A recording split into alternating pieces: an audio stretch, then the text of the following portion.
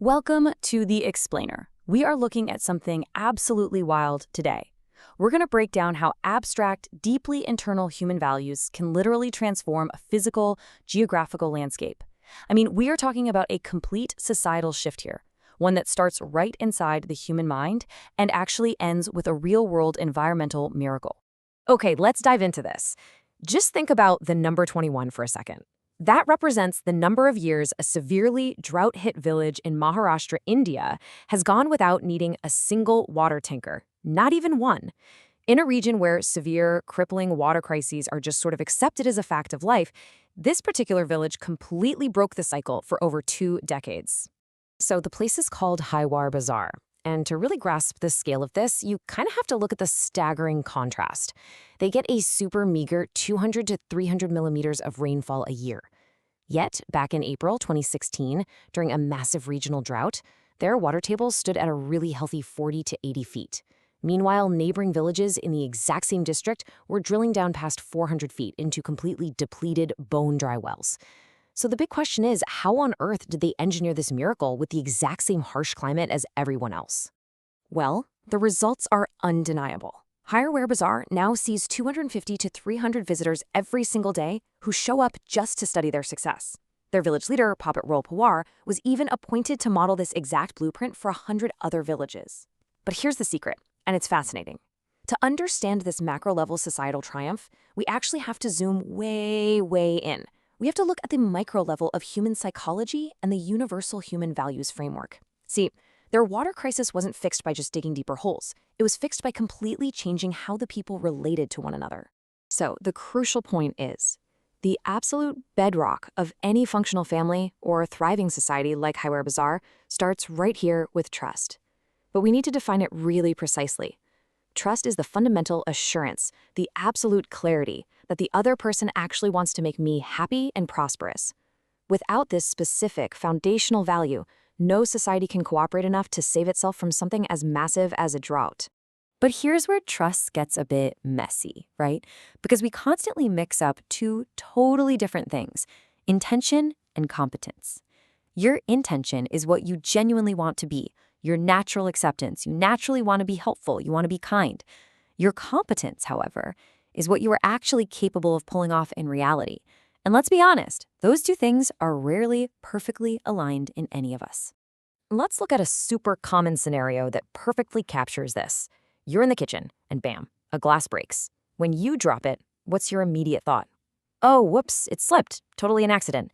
You know your intention was good. Your competence just failed for a split second. But when your roommate or your partner drops the exact same glass, they're so careless. They never pay attention.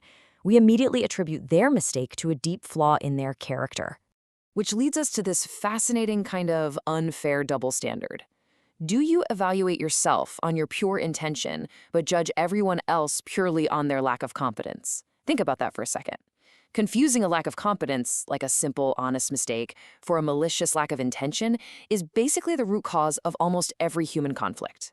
We doubt the other person's fundamental desire to do good, literally just because they made an error. And that brings us to a really huge distinction. True trust, what we call understanding trust, doesn't mean just blindly relying on someone's skills. It means unconditionally trusting their core human intention to do good while accurately and logically evaluating what they're actually capable of right now. Assuming trust, on the other hand, is really just dependability. Like, he showed up late 3 times, so I can't trust him. That's evaluating an event, not the human being's actual intention. And this brilliantly illustrates how recognizing that pure intention just ripples outward. Once you have that solid foundation of trust, it builds step by step. It grows into respect, then affection, care, all the way up to the ultimate, complete value, love. It's like a ladder. You absolutely cannot reach the top of this list without mastering that foundational trust at the very bottom. But what happens when a society completely misunderstands that final feeling on our list? Well, the numbers are pretty shocking. Take a look at this statistical reality from the 2017 National Crime Records Bureau data. In states like Andhra Pradesh, Uttar Pradesh, and Maharashtra, love affairs was actually one of the leading motives for murder, claiming hundreds of lives that year. Misunderstanding love isn't just some abstract philosophical error. In our society, it is quite literally a matter of life and death. Why on earth does that happen? Mostly because we tragically confuse true societal love with simple infatuation. True love is the feeling of being unconditionally related to everyone. It's continuous, it's expansive, and it's highly responsible. Infatuation, though, that is purely sensation-based, highly conditional, and strictly temporary. When that temporary high fades and the expectations aren't met, it leads to the exact kind of tragic, violent reactions we just saw in the data. But when these feelings are correctly understood and actually applied, it creates something incredibly powerful: justice. And listen, justice isn't just about courtrooms and gavels. It is the necessary bridge between individual, one-on-one relationships and a functioning, thriving society. It is the recognition and fulfillment of human relationships that literally results in mutual happiness. Let's get real for a second and look at what a lack of justice actually looks like in practice. Surveys from the villages right next door to Highway Bazaar showed classic symptoms of a broken society. We're talking squandering millions on liquor, gutka, and literally buying idle tractors purely for status while their own families went thirsty. Compare that to a humane society that's built on right understanding, actual prosperity, and a collective sense of fearlessness, where people actually trust that their neighbors have their back. Let's move to and see how this builds into an actual practical blueprint for society. A universal human order requires 5 very specific dimensions to function. First, you need education that instills sanskar, which basically means our foundational values and worldview. Then you need health and self-regulation, purposeful production and work, justice and preservation of nature, and finally, fair exchange and storage. If any single one of these pillars collapses, the whole society struggles. Now, this heavily impacts that 5th dimension, exchange. Right now, the dominant vibe in the world is take economics. It's all about obsessive profit maximization, depleting resources, and exploitation. But a truly humane society operates on a give-give model. This is where families produce more than they actually need through cyclic natural processes, enriching both their community and the environment at the exact same time. And this brings us right back to where we started. Highway Bazaar didn't just get lucky with the weather, they literally applied these exact human dimensions to save their town. They prioritized water preservation, which hits dimension 4. They self-regulated and completely ignored status-driven consumption. That's dimension 1, education and sanskar.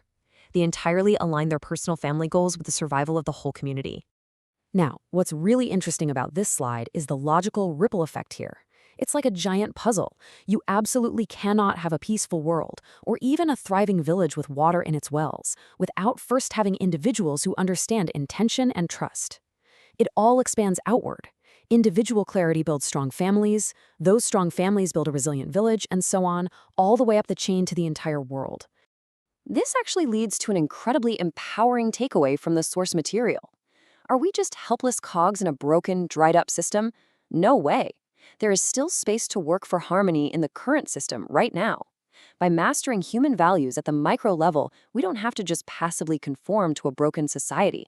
We actually dictate, influence, and reform the systems all around us. So I'm going to leave you with a direct challenge to evaluate your own microenvironment. What is the common goal of your family right now, and how are you actively participating to fulfill it?